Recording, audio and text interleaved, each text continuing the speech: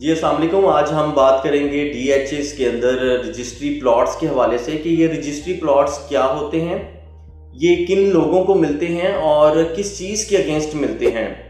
DHAs में जो registry plots हैं इनको बाय करने का क्या तरीक़ाकार है और इनको बाय करने में क्या एहतियात बरतनी चाहिए ताकि आप फ्रॉड से बच सकें। आया रजिस्ट्री प्लॉट्स के अंदर डेवलपमेंट चार्जेस शामिल होते हैं या नहीं, ये DHAs में ज़ीरो DC टर्म क्या है, इन तमाम सवालों के जवाब जानेंगे हम इस वीडियो में। इससे पहले आप हमारे चैनल को सब्सक्राइब कीजिए ताकि आपको इस तरह की इंफॉर्मेटिव वीडियोस बर वक्त मिल सकें। बहुत शुक्रिया आपका। DHA के अंदर जब डेवलपर कोई काम करता है, यानी कोई सेक्टर को डेवलप करके देता है, उसकी डेवलपमेंट वर्क करता है, तो DHA उसको कैश में पेमेंट नहीं करता, जबकि DHA उस डेवलपर को डेवलपमेंट के अगेंस्ट प्लॉट्स दे देता है जो कि रजिस्ट्री प्लॉट्स कहलाते हैं, और उन प्लॉट्स को फिर वो डेवलपर मार्केट में सेल आउट करता है और वहाँ से उसको लिक्विडेट करके पैसा जनरेट करता है, कैश को जनरेट करता है, और फिर वहाँ से वो अपना मज़ीद डेवलपमेंट का वर्क स्टार्ट करता है और इस तरह से वो अपनी पेमेंट का साइकिल कंप्लीट करता है।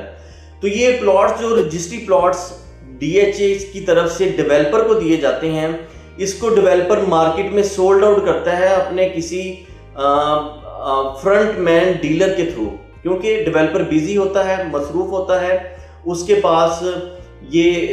टाइम नहीं होता कि वो बहुत सारे क्लाइंट्स को मैनेज कर सके, इसलिए वो एक अपना रैप डीलर बनाता है। वो मोस्टली रैप डीलर जो है वो उसके साथ इल्हाक करके मार्केट में अपने प्लॉट्स को सेल आउट करते हैं, पेमेंट को रिकवर करते हैं, और ये प्लॉट्स मार्केट में जो अवेलेबल होते हैं ये रजिस्ट्री प्लॉट्स कहलाते हैं। तो अब सवाल पैदा होता है कि ये बाय करने चाहिए या नहीं करने चाहिए, ये सेफ़ हैं या नहीं सेफ़ हैं। तो लोग बेसिकली इन प्लॉट्स को बाय करते हैं इस वजह से कि ये प्लॉट मार्केट में थोड़े कम रेट पे आपको मिल जाते हैं, लाख, 2 लाख, 2.5 लाख, ये आपको सस्ते मिल जाते हैं ये प्लॉट्स। इसलिए ये इसमें अट्रैक्शन होती है परचेजर के लिए कि हम रजिस्ट्री प्लॉट को बाय कर लें। लेकिन रजिस्ट्री प्लॉट को जब ये बाय करते हैं तो मोस्ट लाइकली जो रैप डीलर होता है, जो एक बड़ा मार्जिन, एक बड़ा चंक या बड़ा डिफरेंस होता है पेमेंट का, वो खुद रख लेता है, और जो एंड यूज़र है उसको ये प्लॉट तकरीबन मार्केट रेट के आसपास ही मिलते हैं, कमो बेश थोड़े से फ़र्क के साथ। अच्छा, जब ये रैप डीलर जो है ये प्लॉट्स किसी डेवलपर से उठाता है तो वो उसको कुछ पेमेंट कर देता है, उसकी अदायगी कर देता है 5-10 करोड़ रुपए की, कि आप जो है ये पेमेंट पकड़ें और अपने डेवलपमेंट वर्क को आप स्टार्ट रखें, कैरी ऑन करें, और मुझे ये इन्वेंट्री दे दें, मुझे ये अपना लिस्ट दे दें, मैं इन प्लॉट्स को जो है वो मार्केट में सेल करके अपना पैसा रिकवर कर दूंगा, और आपकी जो रिमेनिंग पेमेंट है वो भी मैं आपको उसके साथ, वो कोई टाइम पेमेंट कर लेता है, कोई प्लान बना लेता है, और फिर वो उसको साथ साथ डेवलपर को उसकी पेमेंट करता रहता है। अब एज अ एंड यूज़र ये आगाही ज़रूरी है कि ये प्लॉट्स बाय करने चाहिए या नहीं करने चाहिए। तो मेरी रिकमेंडेशंस ये हैं कि अगर आपका कोई एतमाद का डीलर है, आपके भरोसे के लायक कोई डीलर है, तो उसके थ्रू आप ये प्लॉट्स बाय करें ताकि आपको इसमें जो मसाइल पैदा होते हैं वो फेस ना करने पड़े। वो मसाइल क्या हैं? वो मसाइल ये हैं जी कि जब आपको जो है वो बेसिकली ये प्लॉट दे दिया जाता है तो इस प्लॉट की जो डिलीवरी है उसमें डिले आ जाता है। डिले किस तरह से आता है? डिले इस तरह से आता है कि जो डेवलपर है,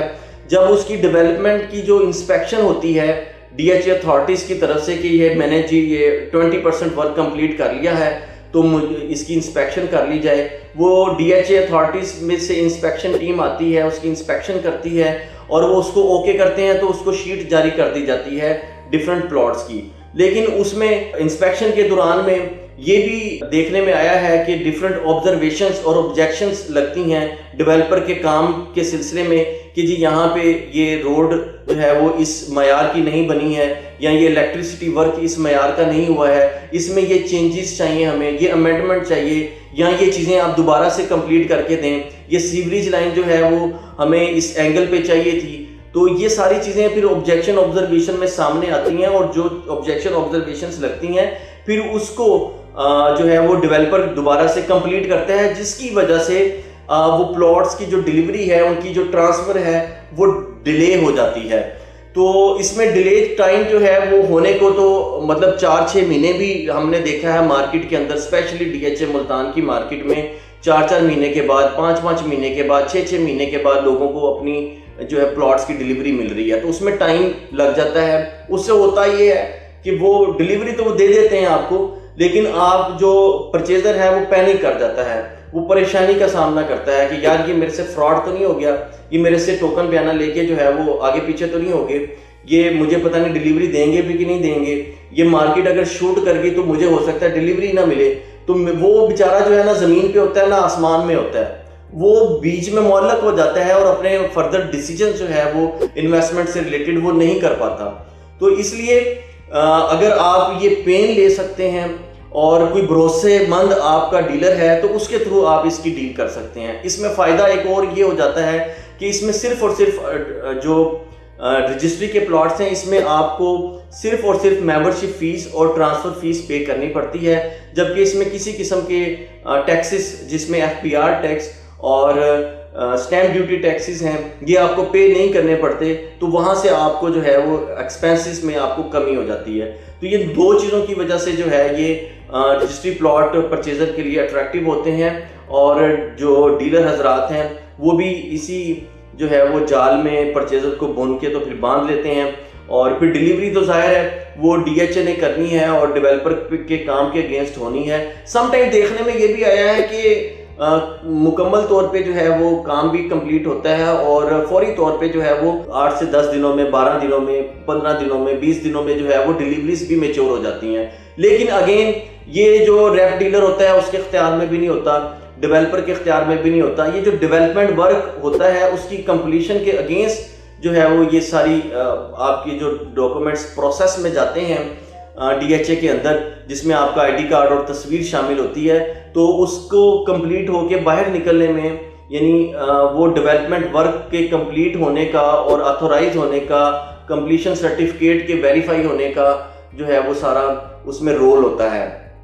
अच्छा, अब इसको अगर आप बाय कर लेते हैं तो उसका तरीकाकार क्या है? मार्केट जब चल रही होती है तो फिर समटाइम्स जो रैप डीलर होता है वो डिमांड करता है जी कि मैं आपको 50% पेमेंट के अगेंस्ट जो है ये आपका प्लॉट मैं बुक कर देता हूँ, ठीक है जी। और 50% पेमेंट जो है वो आपने at the time of receiving of intimation letter आपने देना है। इंटीमेशन लेटर क्या है कि जो लिस्ट डीएचए से निकल कर आती है उस पे रैप डीलर परचेजर का आईडी कार्ड और तस्वीरें लगाकर उसको सबमिट करवा देता है डीएचए के अंदर। उसके अगेंस्ट डीएचए जो है वो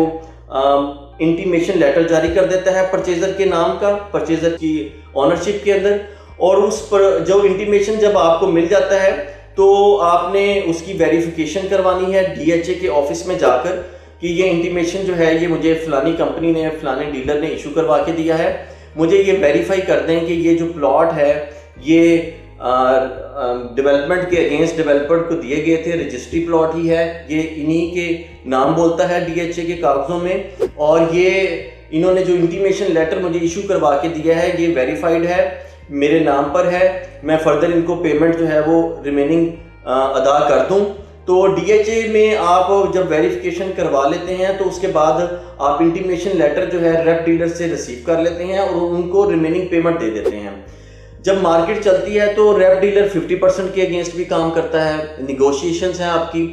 तो आजकल जैसे डीएचए मुल्तान की स्पेशली मार्केट डाउन है तो 1-2 लाख के टोकन के ऊपर भी जो है वो इंटीमेशन लेटर डेवलपर निकलवा के दे देता है आपको, और 10-12 दिनों में जैसे इंटीमेशन लेटर तैयार होके आपका आता है तो रिमेनिंग पेमेंट डेवलपर आपसे रिसीव कर लेता है और आप इंटीमेशन लेटर ले लेते हैं। उसके अगेंस्ट आप उसका एलोकेशन लेटर का वाउचर निकलवा कर आप उसको डीएचए में सबमिट करवाते हैं। तो तकरीबन कोई 14 से 18 दिनों के बाद डीएचए जो है आपको आपके नाम का, आपकी तस्वीर का, आपके एड्रेस का, आपके फ़ोन नंबर के साथ एक एलोकेशन लेटर जारी कर देता है जिसमें आप प्लॉट के मालिक बन जाते हैं। तो उसके बाद फिर उसकी जो ट्रांसफ़र है वो उसी तरह normal as a civil plot के तौर पे ही होती है। रजिस्ट्री प्लॉट इनको इसलिए भी कहा जाता है क्योंकि ये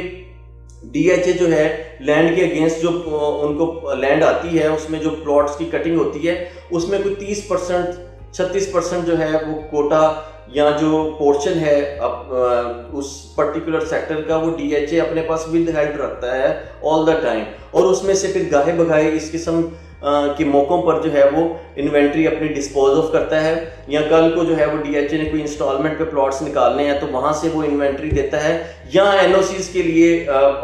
यूनिफॉर्म पर्सोनल जो रिटायर्ड होते हैं उनके कोटे में जो प्लॉट जाने हैं तो वो यहीं से जा रहे होते हैं। अच्छा, रजिस्ट्री प्लॉट के अंदर जो डेवलपमेंट चार्जेस है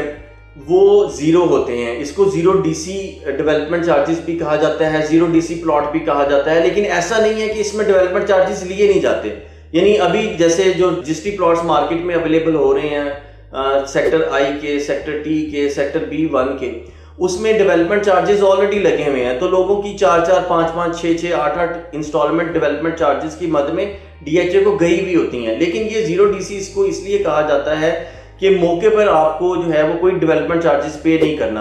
आपके नाम पे जब प्लॉट चढ़ जाता है तो उसके 3 महीने के बाद डेवलपमेंट चार्जेस का शेड्यूल जारी होता है, और फिर आपने वो क्वार्टरली इंस्टॉलमेंट में रिमेनिंग टोटल अमाउंट जो है डेवलपमेंट चार्जेस की पे करनी होती है। ऐसा बिल्कुल नहीं होता कि इसमें डेवलपमेंट चार्जेस जो है वो आपको पे ही नहीं करने। एट द टाइम ऑफ जो है वो ओनरशिप, जब आपके नाम पर इंटीमेशन और एलोकेशन लेटर इशू हो रहा है तो उस वक्त आपने पे नहीं करने। आपके नाम पर जब प्लॉट चढ़ जाता है, आप प्लॉट के मालिक बन जाते हैं, तो उसके 3 महीने के बाद डेवलपमेंट चार्जेस जो हैं वो स्टार्ट होते हैं, लेकिन पे इसमें भी करने ही पड़ते हैं सेपरेटली। ये लैंड ऑफ कॉस्ट के अगेंस्ट ही रजिस्ट्री प्लॉट्स होते हैं। तो ये सारी इंफॉर्मेशन थी रजिस्ट्री प्लॉट्स के हवाले से। आई होप कि आपको मेरी वीडियो पसंद आई होगी। लाइक का बटन ज़रूर प्रेस कीजिएगा, और जो हजरात नए हैं मेरे चैनल पर वो मेरे चैनल को सब्सक्राइब कीजिए ताकि आपको आने वाली वीडियोस बर वक्त मिल सकें। बहुत शुक्रिया आपका।